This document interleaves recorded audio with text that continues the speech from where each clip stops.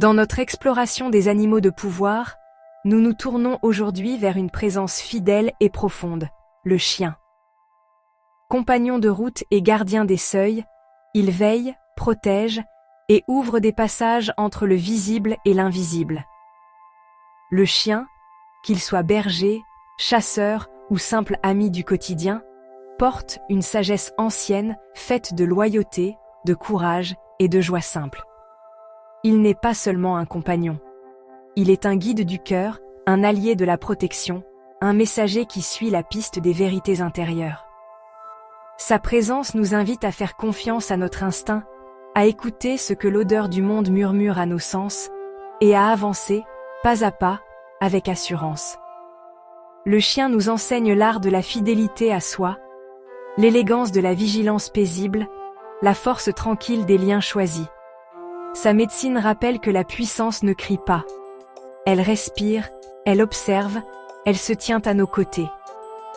Accueillir le chien comme totem, c'est honorer la dévotion équilibrée, la protection bienveillante et la joie de servir la vie avec dignité. L'essence du chien réside dans sa capacité à sentir et à relier. Son nez lit les traces invisibles, chemins oubliés, émotions tues, opportunités discrètes. Il nous montre comment suivre la bonne piste, celle qui mène vers le sens. Ses oreilles captent l'infime. Sa posture, alerte mais posée, enseigne la présence. Observer le chien courir dans le sous-bois, c'est voir l'esprit agir avec intention et joie. Il ne gaspille pas l'élan. Il s'engage quand il le faut, puis se repose pleinement.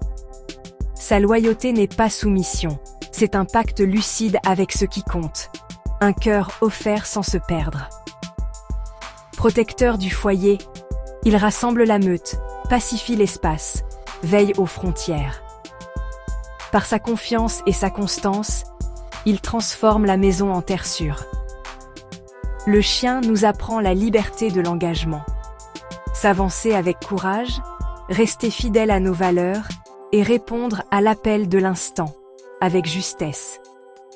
Dans les traditions celtiques et chamaniques, le chien est un être liminal, gardien des passages et guide des âmes. On parle des chiens de l'autre monde, les Sevoen Andabuen, dont l'aboiement résonne au crépuscule comme un rappel des frontières sacrées.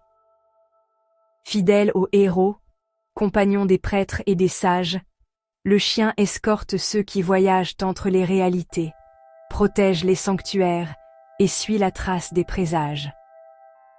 Au pied des pierres levées et des cercles de pierre, il repose, vigilant, les yeux tournés vers l'entre-deux, prêt à se lever quand l'appel se fait entendre.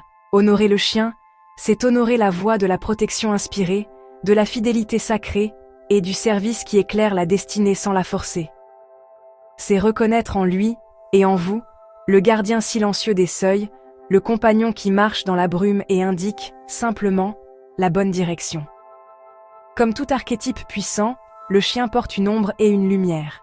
Son ombre peut prendre la forme d'un attachement excessif, d'une servilité qui renie la propre voie, ou d'une agressivité née de la peur. Quand ces traits se manifestent, l'esprit du chien ne juge pas. Il questionne. Où dans votre vie confondez-vous amour et dépendance ? Où abandonnez-vous votre souveraineté au nom de la sécurité ? Où la peur travestit-elle votre courage en défense brusque ? La leçon n'est pas de rejeter l'ombre, mais de l'alchimiser. L'attachement devient lien vivant et respirant. La servilité se transforme en service digne. La peur, apprivoisée, devient bravoure lucide. Le chien nous invite à poser des limites claires, à protéger sans dominer, à agir avec noblesse et calme. C'est la grâce du gardien, ferme, loyal et profondément humain. Lorsque l'esprit du chien communique, il le fait par signes et synchronicité. Un rêve où un chien vous guide à un carrefour, vous regarde dans les yeux, ou vous montre une piste est une invitation directe à faire confiance à votre instinct. La couleur du chien, son allure, le lieu. Autant d'indices sur le message.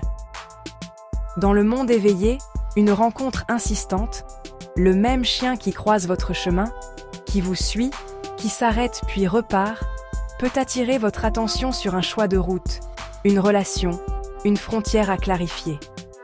Observez aussi les empreintes, les objets qu'il dépose, le regard doux qui se pose puis s'ouvre, la vibration d'un aboiement lointain.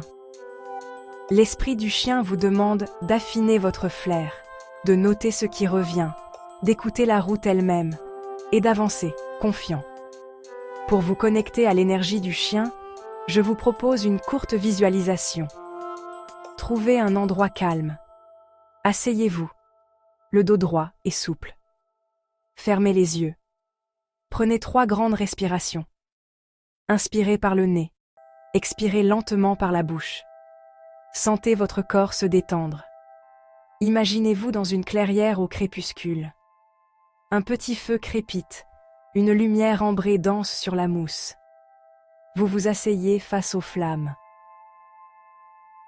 Écoutez la forêt silencieuse, sentez l'odeur du bois, de la terre humide. De la lisière, un chien s'avance. Calme, il vient s'asseoir près de vous, ni trop près, ni trop loin. Il ne demande rien. Vous sentez sa chaleur, sa respiration, sa vigilance paisible. Inspirez avec lui. Laissez votre cœur s'aligner sur sa constance. Recevez sa force protectrice, sa fidélité au chemin, sa joie discrète. Restez ici aussi longtemps que nécessaire. Quand vous serez prêt, remerciez le chien. Revenez doucement à votre corps, à la pièce. Et ouvrez les yeux. Intégrer la médecine du chien ne demande pas de grands rituels. Commencez par des gestes conscients. Créez un petit autel, une figurine de chien, une bougie, une pierre d'œil de tigre ou de quartz fumé pour l'ancrage et la protection.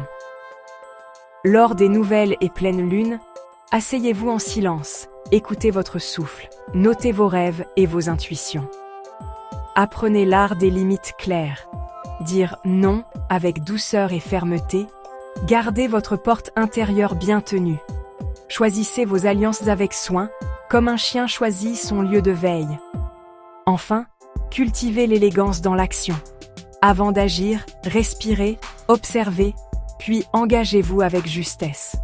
C'est cela, marcher avec la loyauté sereine du chien.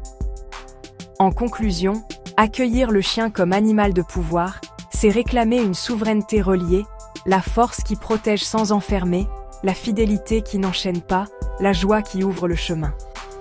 C'est apprendre à marcher entre les mondes avec courage et douceur, à suivre le flair de votre âme dans l'incertitude, à choisir vos alliances avec intégrité.